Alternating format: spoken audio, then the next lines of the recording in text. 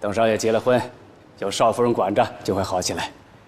哎呀，但愿如此吧。不行，我绝对不会替你骗人的。为什么？我可是你亲姐姐，就这么点小事你都不愿意帮我？你还知道你是我亲姐啊？我们两个人分开了这么多年，我没有想到见面的第一件事你就是让我去替你骗人。你现在脸不好，你跟别人说清楚就可以了，婚礼可以改天再举行啊。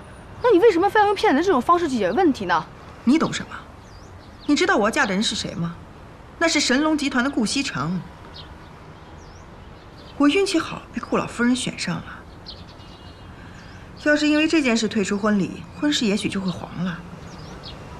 这个忙我帮不了你，我要照顾妈妈呢。苏妍希，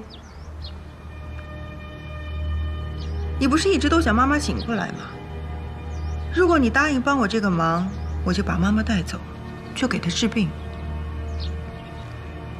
我有个朋友告诉我，现在有种新型的治疗方法，能够唤醒植物人。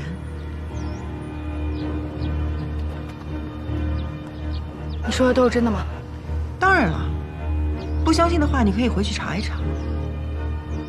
我知道了。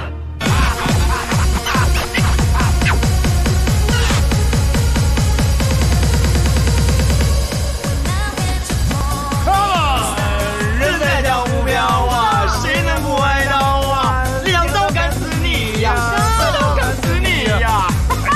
你许那边儿去。